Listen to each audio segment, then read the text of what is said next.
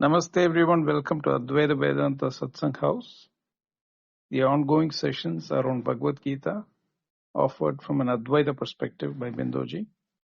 We are on chapter 6, room number 8. If you want to listen to the replays of the earlier rooms, they are available in Clubhouse, or you can access them in the YouTube channel, which I've shared in the chat. It's called Advaita Retold, where they're well catalogued. Not just the earlier chapters of Bhagavad Gita, but you can go back into the Aparoksha Anubhuti and the Upanishads, which Bindoji has offered in Clubhouse earlier. The same talks are available in two other repositories. One is an Apple podcast, the other one is Spotify. There is also a companion book that has been penned by Artemisia based on Bindoji's insights, and it's published on the Amazon platform. The title of the book is called The Imaginary Door. If you want to access it, it's available on Amazon. For housekeeping, I'll close the chat and hand raising when Bindoji is offering the class, after which we'll open up those channels for any questions and answers or clarifications. As always, thank you very much, Bindoji. Over to you. Thank you, Prakash. Namaste and Hari Om to all of you. As usual, my invocation. Om Namo Brahmadibhyo Brahma Vidya Sampradaya Kartrabhyo Vamsha Rishibhyo Mahadbhyo Namo Gurubhya Shruti Smriti Purananam Alayam Garunalayam Namami Bhagavat Padam Shankaram Loka Shankaram Shankaram Shankaracharyam Keshavam Badarayanam Sutrabhashikritau Vande Bhagavantau Punah Punah Ishvaro Gururatmeti Murtibheda Vibhagine Vyomavat Vyapta Dehaya Dakshinamurtaye Namaha. Om Shri Gurubhyo Namaha. The Gita Dhyana Shlokam. Yam Brahma Varunendra Rudramarudaha Stunvandya Divyai Stavai Vedai Sangapadakramो Panishadaihi Gayanti Yam Samagaha ध्यानावस्थिततद्गतेन मनसा पश्यन्ति यं योगिनो यस्यान्तं न विदुःसुरासुरगणाः देवाय तस्मै नमः देवाय तस्मै नमः देवाय तस्मै नमः Om. In the last class we saw that Samam Kaya Shira Grivam Dharayan Ajalan Stiraha Sampreksha Nasikagram Samadishascha Anavalokayan. This completes the posture and the practices which is required to start the meditation. The next verse, one verse, Krishna concludes the Dhyana Prakarana. But two verses. That next two verses is the culminating two verses of the Dhyana Prakarana or the meditation. I am thinking that I should be able to complete these two today. Let us get into the verses as they are. The 14th verse. Prasantatma vigadabhi brahmachari vrate stitaha manah samyamya Machitto yukta asida matparaha. With mind wholly tranquil, free from fear, established in the vow of brahmacharya, having controlled the mind and fixed on me, disciplined, considering me as the supreme goal, let him sit in meditation. Now, the words, let us look into that. The prose order is Prasantatma, the yogi with the tranquil mind. The Prasantatma, the is an adjective. The subject for the adjective is yogin, the one who is yoga ruda, not yoga ruda, but arurukshu, and who wants to be a yukta. So yogi is not a simple yogin like who is just trying to start the yoga. He has to have the following qualifications: Vigadabhi, fearlessness, Brahmachari Vritaistitah, established in the vow of Brahmacharya. Then Manas Samyamya, controlling the mind or the subduing the mind. Mat Chitta, Mat means me, Chitta means thought. So here, not memory, the thought fixed on me, Andakarana fixed in me. Mat Paraha, how that has to be done? Mat Paraha, I am the supreme. That is the time fully composed. He becomes full when it is achieved. Yuktaha son asit. Let him sit to become the yukta. Now, this one verse is pregnant with words which are itself giving us the guidance not only for meditation but also on the end result of the meditation. But the next verse will be much more clearer when it is explaining them. So Prashantatma, the first word, those whose mind means Antakarana is Shanta, means tranquil, at peace. It is not that the mind is agitated. Mind is not even having the potency to get agitated. That is why the pra as a suffix for Shanta is important. Supremely tranquil or supremely peaceful. This can be achieved only when he has restrained his senses, mind, intellect, everything into himself. Because in the Taittiriya we heard, Idaramantaram kurute atatasya bhayam bhavati. Even if there is an iota of difference, separation, otherness, then there is a chance for fear from the otherness. So the Prashantatma state is achieved when he has done the prerequisites where Krishna mentioned, Tatra ekagre manakritva yadachitta indriya kriya upavishya asane yunjan yogam atma visuddhaye. In the 12th verse, Krishna said that Tatra means in that seat, ekagram manakritva, by concentrating the mind in the single pointedness. When the single pointedness, what Krishna mentioned here, is the lack of otherness. The single pointedness can be thought in a meditation as if you want to do a meditation, you can be keeping your mind on a deity or a thought or a subject, content of the mind.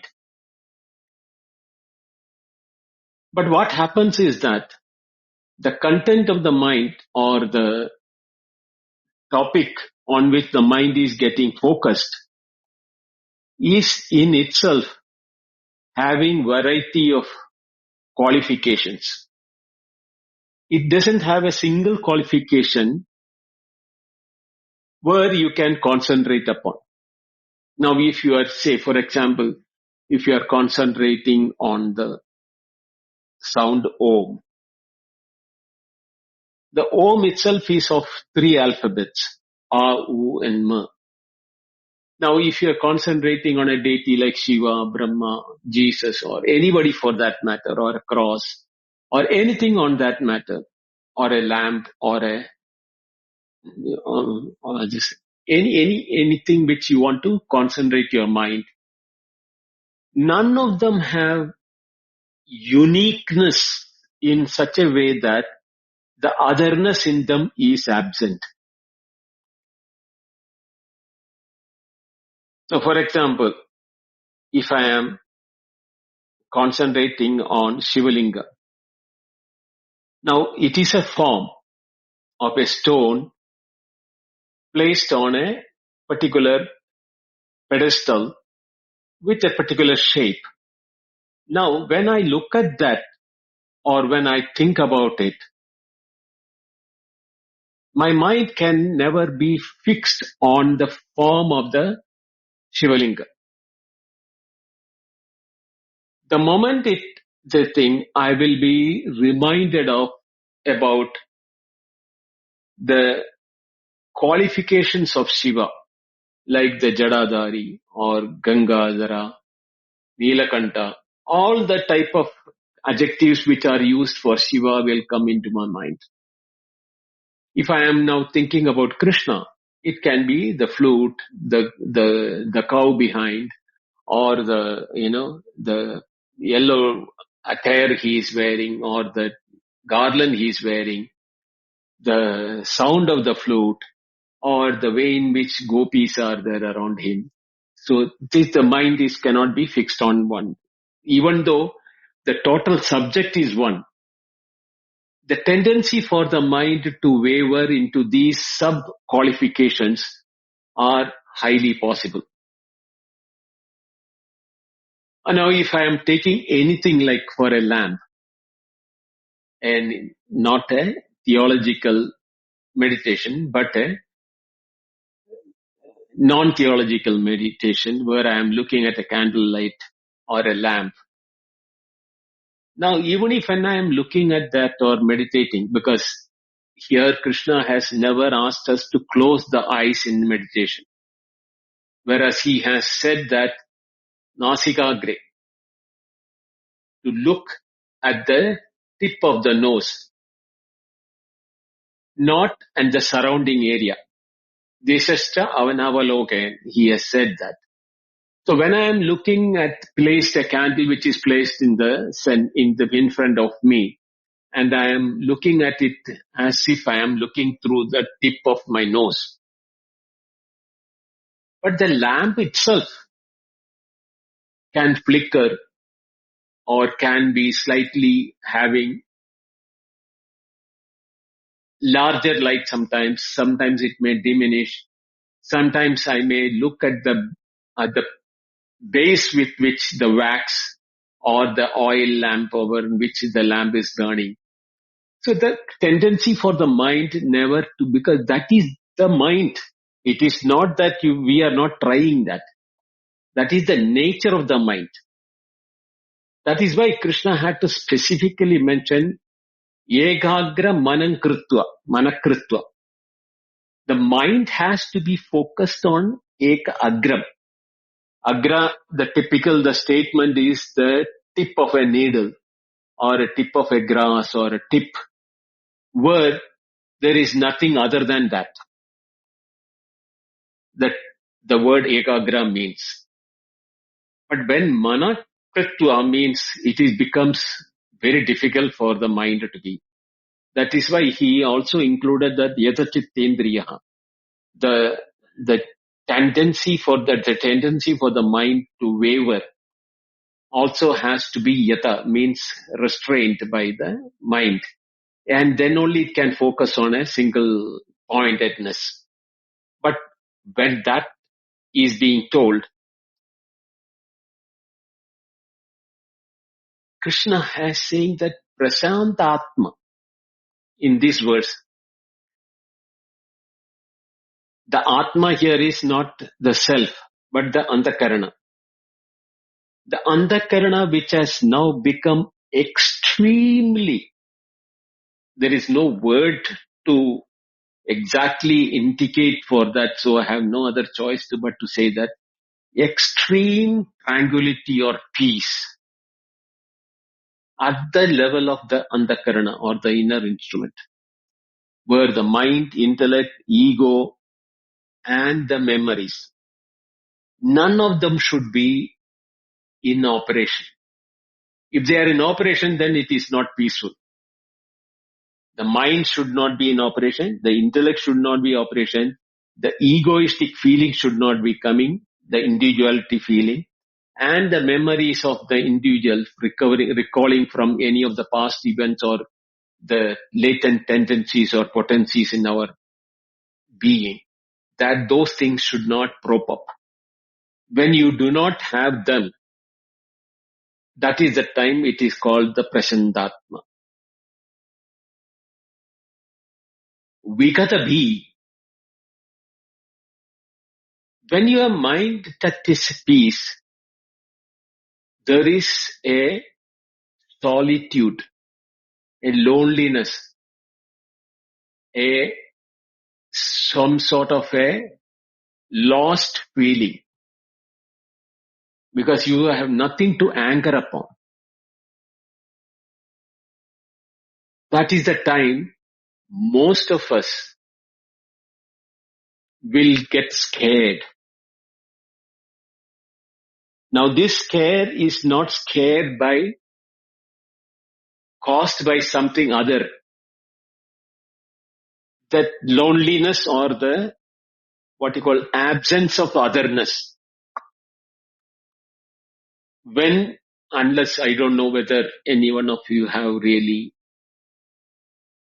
faced it, it is as if you are on top of Everest and the wind is blowing, nothing is there around. The vast sky above and entire, the earth below covered with snow, with no movement, no animal, nothing, no thing. But today it is not the situation. Today it is that there will be a group of people who are climbing towards the Everest. Imagine you are on a cliff top where you are all alone. And that cliff is in the middle of an ocean. The only rock. All around you is nothing but ocean and sky above. You are alone there. No way to escape. Nothing. You do not know what to do. Yet that the feeling of void, that time, this fear what we feel is fear. This should be absent. That is why when he mentioned Vigadabhi, those whose fear has departed, because he is not worried about his individual safety requirement or presence of its whereabouts, because the otherness in him has gone. He is no more the individual, because his Atma has become Prashanta. The Atma or the Antakarana had all the four things: mind, intellect, the individuality, ego, and the memories. So the individuality that he is a human being or he is a person or any feeling associated with the individuality, when that is absent, the fear can come to the person because he has no anchor to depend upon. Normally, the last anchor which we depend upon is our ego, individuality. Never there is a time or a moment in our life when we have not spent, experienced or lived in a moment where there is no individuality. Our existence is depending upon this individuality. I am. The amness is on the individuality. But when that is also not there, is a time when the fear can be that most. Krishna is saying even that should not be there. Vigata bhi. Bhi means bhaya, fear. Vigata means departed or dissolved or cast away.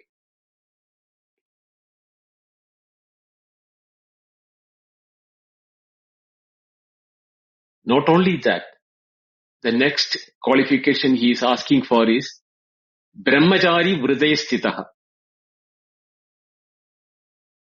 Now brahmachari,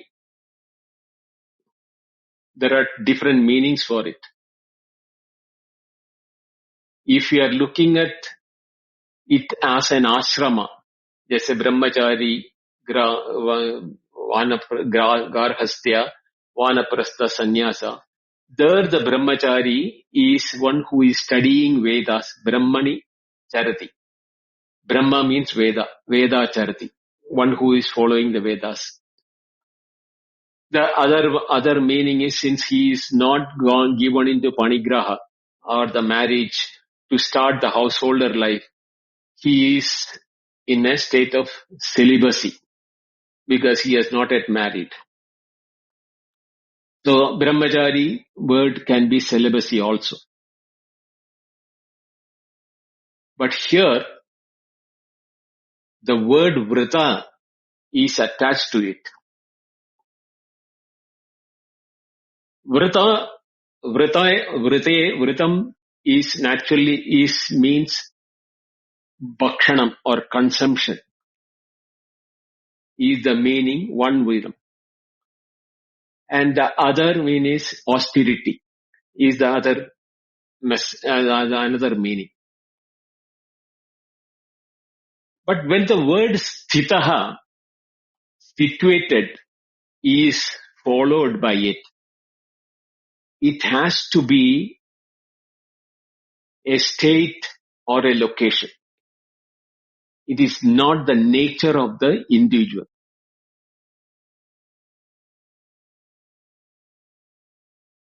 So what does Krishna mean by brahmachari vrite sthita means? There the meaning of brahmachari vrata has to be taken as one who is consuming the essence of jnana, because Brahma means jnana also. Chara, brahmachari means one who is inquiring or dwelling into knowledge. And that itself becomes his bhakshana or the food or the what is being consumed. So brahmachari vrata means he who is now engaged in the consumption of knowledge of Brahman. So prasantatma vigadavi brahmachari vrata. Manas samyamya. Mind having restrained or controlled.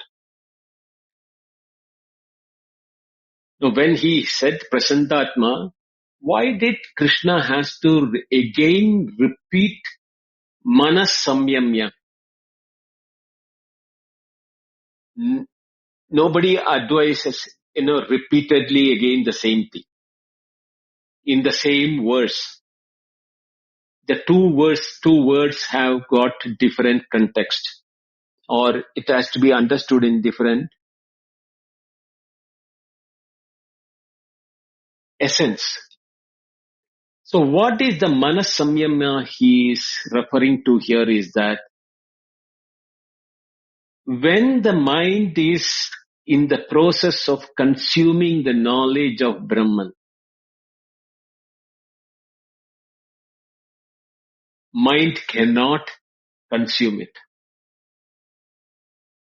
Because Brahman, the qualities, avyavaharyam, achintyam, all those things are, you cannot transact in Brahman.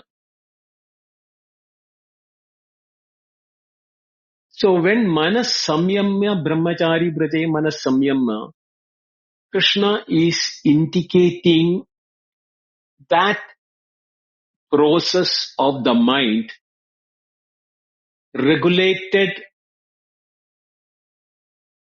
enjoyment of the mind, of the knowledge in such a way that he is ascertaining it by the next word, mat chitta. That mind is now thinking about mat. Mat means me, means the self. So Brahma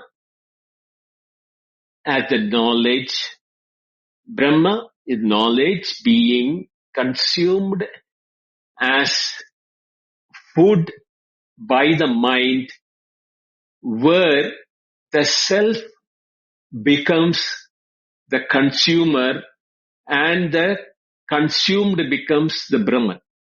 There is no separate Atma Brahma difference. That is why the Aham Brahmasmi will be the experience of the person when he is in this meditation.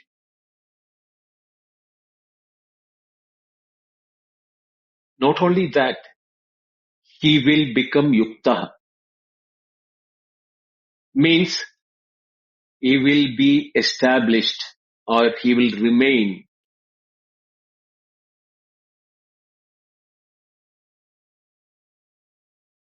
yoked in me. Mat Paraha. That word Mat Paraha, where he says that the self as the supreme or Krishna, me as the supreme. This statement from Krishna is his own experience of himself.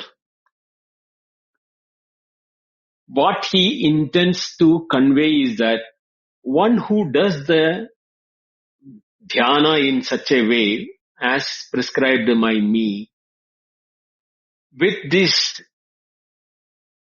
qualifications what I have narrated till now, he will be established in the thought that that supreme self, Brahman, and I am, Aham, is the utmost or the only thing what it is there. Mat Paraha, Para means supreme. There is nothing beyond it. The Mat means me. In the theological explanation, they explain this as the one meditator who now meditates on the God, he feels identity with the God as the supreme, and he takes refuge or identify himself as God himself. That is in the theological way. But in the Advaitic way, he realizes Aham Brahmasmi.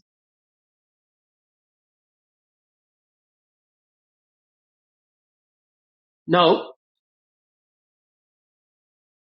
I don't want to explain again these words where Shankaracharya has explained using it in a traditional, what you call the Vedic period languages which have been used. which is the correct one. At the same time, today, since we are not into the Vedic period, those words may have to be seen in the context in which it is applicable to us, since we are not in the engagement of the Vedic activities. So he holds brahmacharya as an indispensable anga of dhyana yoga. So there is this anga angi bhava in the Shankara Bhashya. And manas samyamya matchitta matpara, he is explaining them from the darshanika philosophical synthesis. And this vigata bhi, he is referring to the abhayam pradishtam vindade in the Taittiriya Upanishad. So we need to integrate these things with the virtues or the details which we have applicability for us in today's life.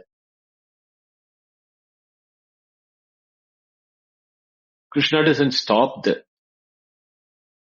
He goes to the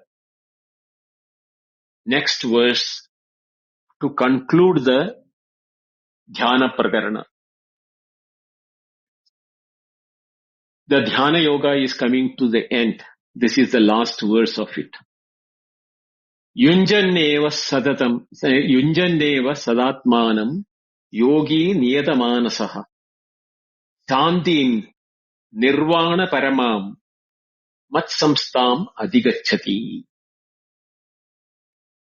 Evam, in this manner, sada atmanam yunjan, the yogi whose manas has been brought under the governance, niyadamanasa yogi, nirvana paramam samstam, continuously yoking the self in the manner which has been mentioned, mat samstam shantim adhigacchati, attains peace that is supreme in nirvana, established in me.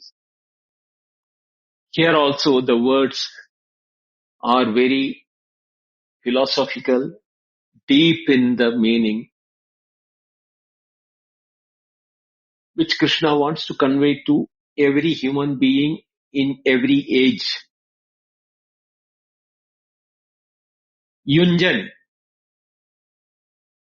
yuj is for yogi or yoga, continuously engaging. The ongoing activity of the yogi to achieve the ultimate moksha or liberation.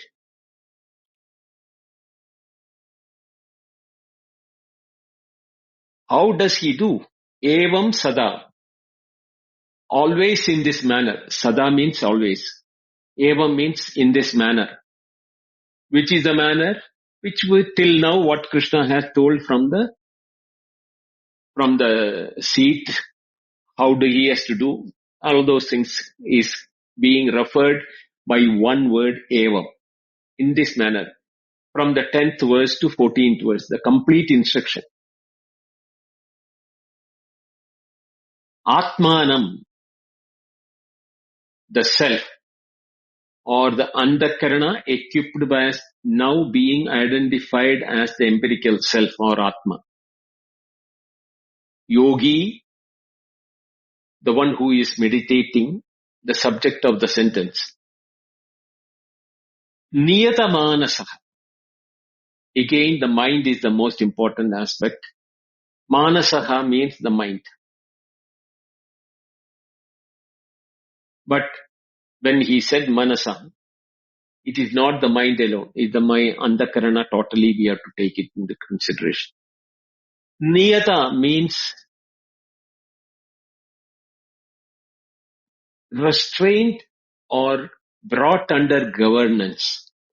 The word niya, niyama, etc. starts from that. It is to govern. So niyata manasa means one whose mind has, mandakarana has been brought under the governance of the instructions which have been given from the 10th verse to the 14th verse.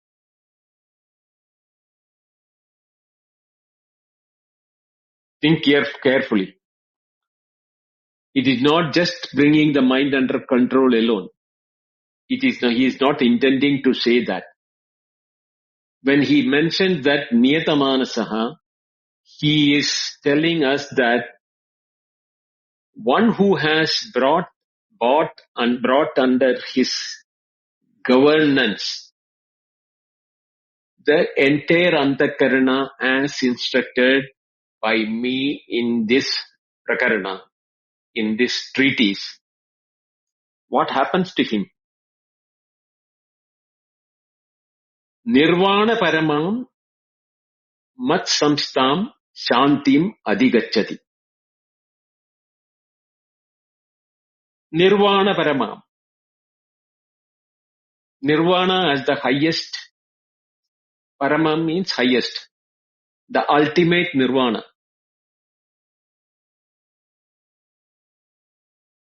We do not know what is nirvana. Krishna just mentioned the word nirvana. How do I know what is nirvana? He adds the word shanti. He used the word prasantatma in the previous verse, while he used only shanti. The difference between those two are that here the word shanti means complete cessation of disturbances. Nirvana, the typical example which is used in the Buddhist tradition also, is a lamp in a windless place. When it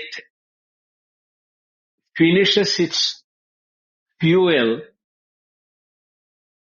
it snuffs out itself.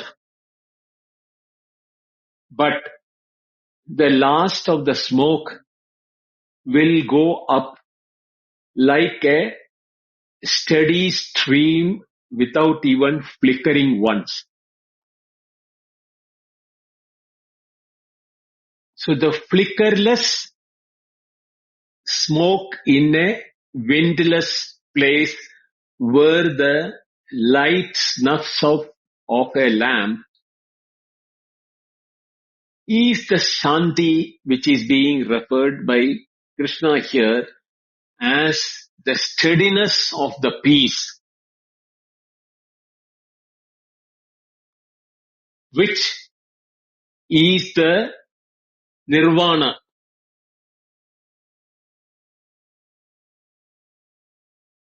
And what is that? Mat samstha.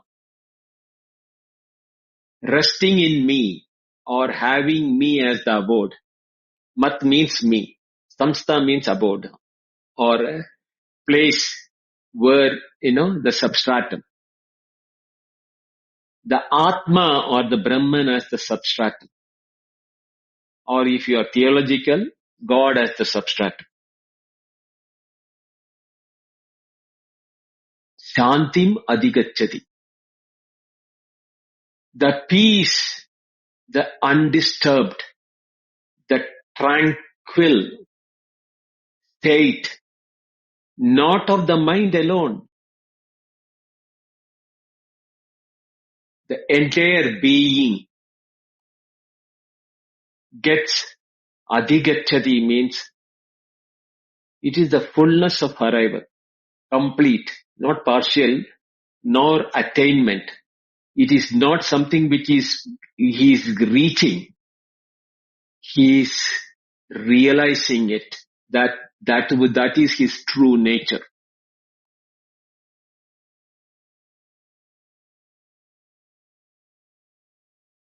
The waveless ocean is the nature of the ocean. But the waves make us feel that the ocean is always disturbed. Because we can never see an ocean which is still and tranquil and steady like a lake. But it is the same water. Why can't the ocean be steady and tranquil like a lake?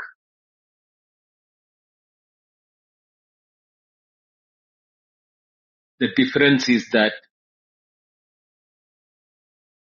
under these disturbances and the surface layer, deep down of the ocean is tranquil, waveless, more motionless, deep down. There are no waves, no disturbances, no waves. This realization in the depth of our own being is the bliss which is being mentioned as the Ananda. Ananda is not sukha, not happiness, not enjoyment, not, triggered by anything which is in the, what you call, ordinary world. We cannot even imagine anything close to that.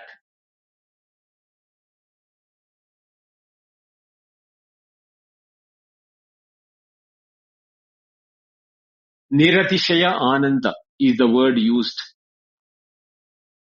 Atishaya means ups and downs. Niratishaya means without ups and downs, means without any disturbances. No waves, no disturbances. That is the Ananda, Niratishaya. That is what he is here indicating by Shantim Adhigacchati. Who? Yogi who is Niyatamanasah.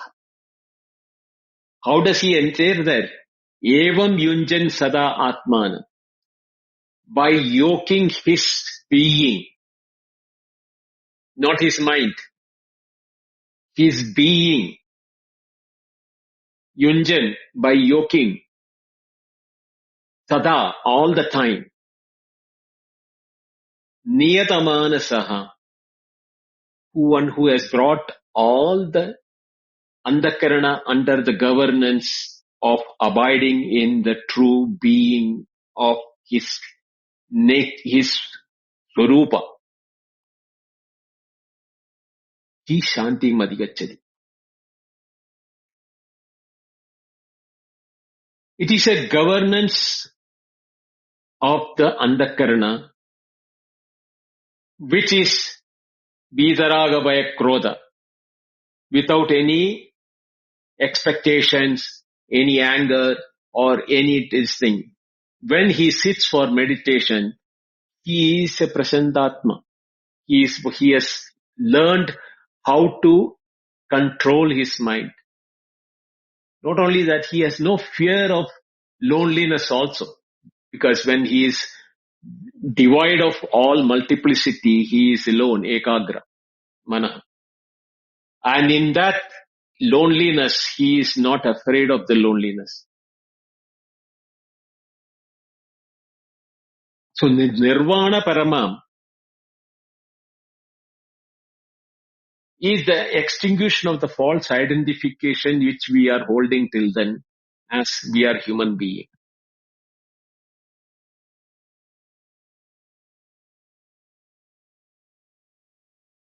Have we ever thought or tried to look at the individuality feeling we are having, experiencing?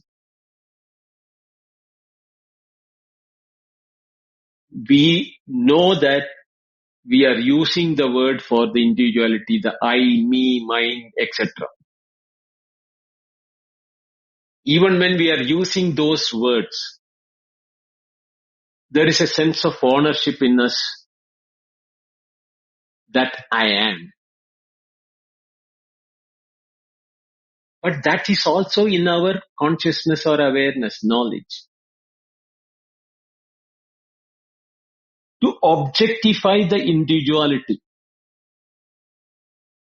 to look at the I amness which is being experienced as a witness, as a sakshi.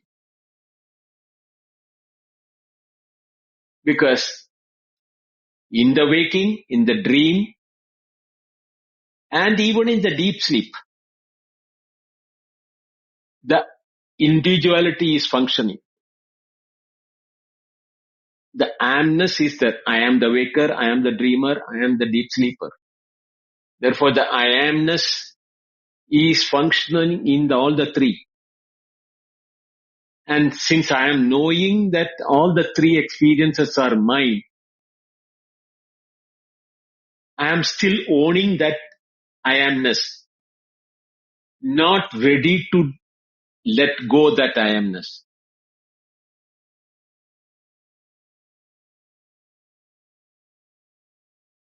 But at the same time, there is that factor or that spot in all of us where we are aware of that amness. That time, the awareness doesn't claim I am knowing my I amness. No. The amness is just an experience or an awareness in our being. There is no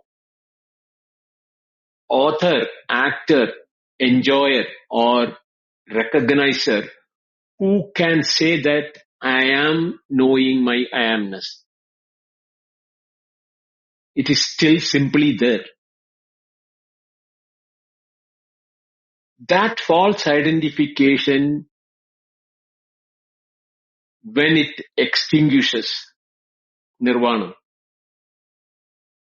that is the time mat samstam adhigacchati. He abides, or that awareness abides in itself. That mat samstha means in my abode. Because there is a limitation of the language. The awareness abides in itself, where he discards even the false identity. That is the nirvana param shanti. The peace whose summit, whose ultimate contest or the highest point is that peace. It's not an ordinary peace which we can think about in our transactional world, vyavahara. That is temporary relief from disturbances, which happens in our deep sleep. But here, it is a peace whose very nature is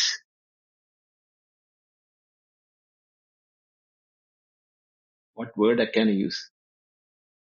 Extinction of empiricality or transactionality. There is no need for any transaction. There is no transaction at all. There is no need for it also. Because you are not separate. You become one with the whole. That it is not a peace which is a state within the fluctuating field of experience, but a complete transcendence of everything. Or even that field or that state in which I can say that I amness or the state of existence or even the awareness as what we think about as awareness of our mental awareness. No, they are all reflections of the true awareness.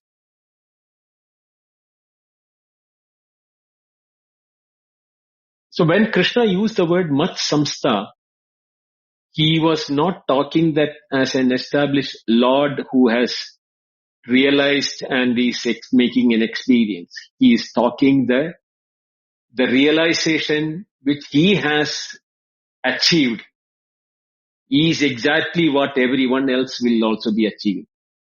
It is the ground where he is established, and he is telling to Arjuna that you can also get established. Or he is telling through the Bhagavad Gita to each one of us, we also can be in that state of ecstasy.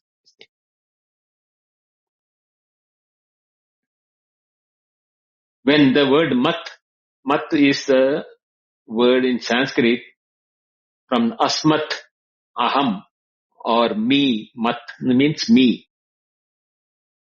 When Krishna is speaking, is not a personal deity external to the yogi who is speaking. The mat, when he is referring to mat samstha, is the Brahman Atman itself. The pure non-dual consciousness that is simultaneously the innermost self of Krishna, of Arjuna, of you, me, and it is the ultimate ground of all existence. The peace that is resting in Brahman, the Shanti or the Ananda, that has no ground other than the recognition of the non-dual reality. Ekameva advitiyam Brahma.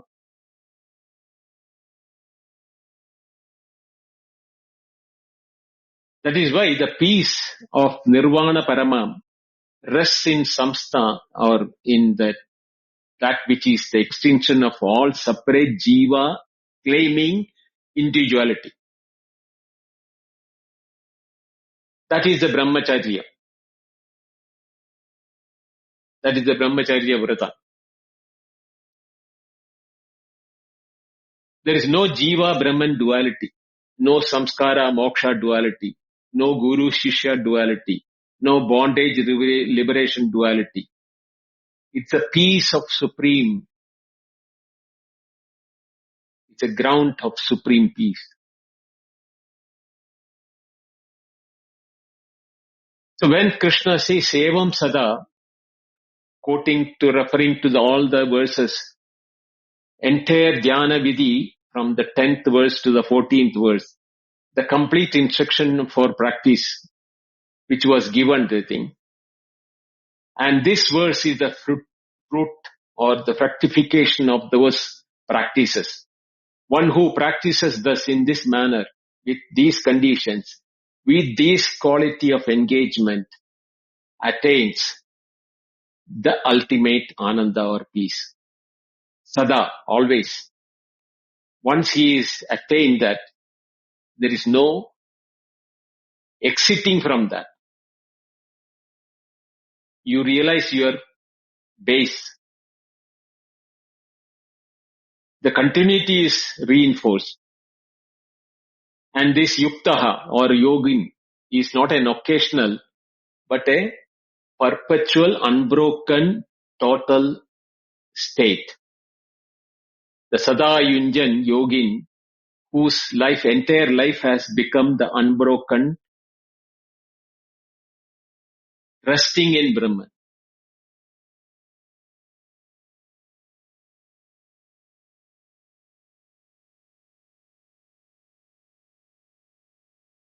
The word adhigachati, therefore, the attainment or recognition where the yogi arrives on practicing this dhyana is the direct experience or the aparoksha anubhava. It is the same jnana vijnana which was mentioned in the 8th verse also. This is not a journey from here to there, from a state of humanness to a state of supreme human nature, supreme godliness, or supremeness, supreme Brahman. It is from non-recognition to recognition. from the avarana vikshepa. It is a state beyond avarana and vikshepa. There is no more projection that I am a human being. Vikshepa. And there is no avarana covering my nature, because I am the bondage with which I felt that I am a limited body, mind, intellect complex, ceases to bind me. The apparent bondage to a state of recognition of ever-present freedom. Vigadabhi.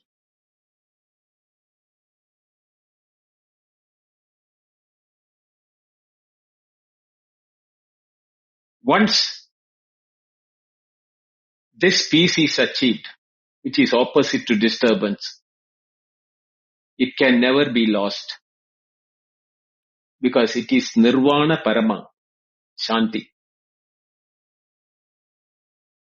All the other shanti has a beginning, therefore an end. Here he is referring to the nirvana parama, shanti, which is not a beginning, but a recognition, which is beyond the duality. The pure Atman or Brahman, for whom Sita, Ushna, Sukha, Dukkha, Mana, Apamana, etc., all polarities and dualities, they are now witnessed from a position of absolute transcendence. We will realize that we were foolish, or we were fools to have the duality in our experience. The duality was not a reality. And this is the peace which is also described in the Mandukya Upanishad, Shantam Shivam Advaitam.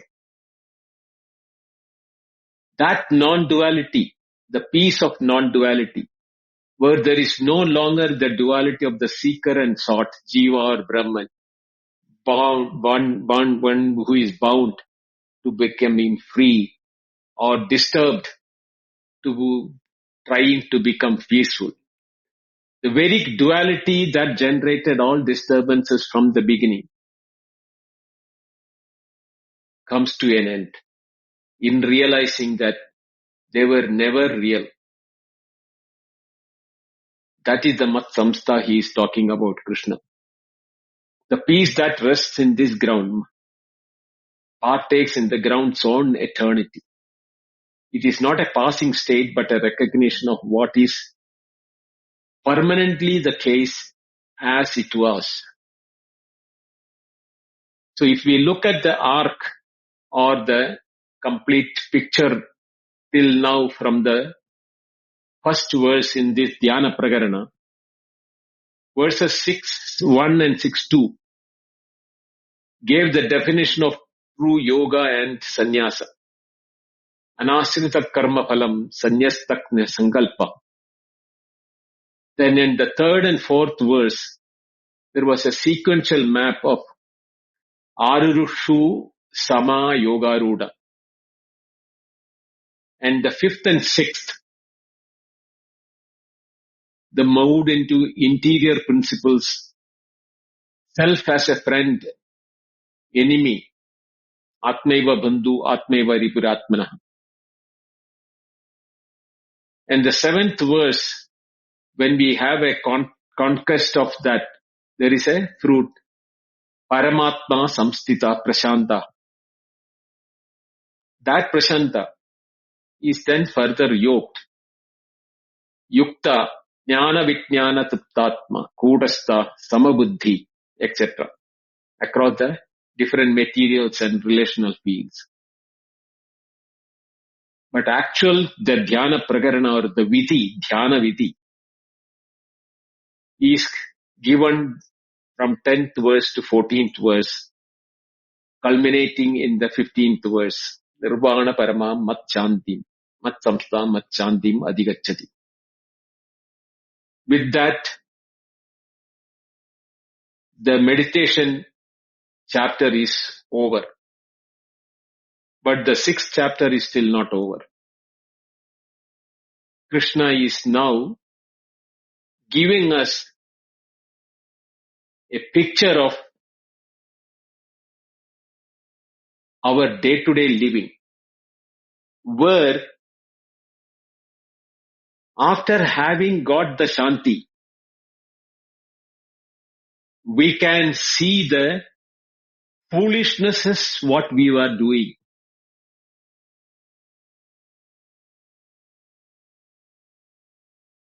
So he is in the 16th verse onwards, he is saying that one who eats excessively, one who abstains from food, one who is excessive in sleep, one who doesn't sleep at all these type of characters are being discussed by Krishna. We will see that in the coming class tomorrow. With this, the Parama Shanti has been achieved by those who are willing to take the journey. Om Purnamada Purnamidam Purnat Purnamudachyate Purnasya Purnamadaya Purnameva Vasishyate. Om Shanti Shanti Shanti. Harihi Om. Shri Gurubhyo Namaha. Harihi Om. Thank you. Dhanyavad.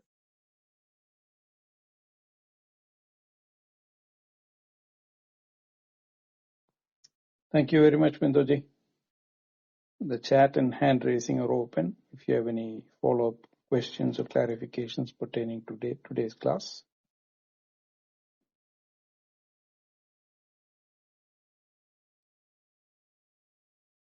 As a reminder for people who are new to the house or new to the session,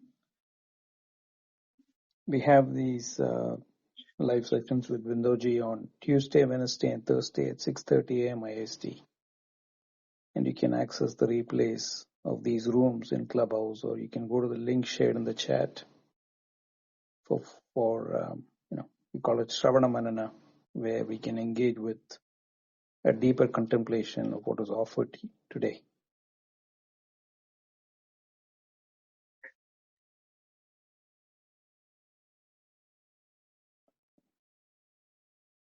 Okay.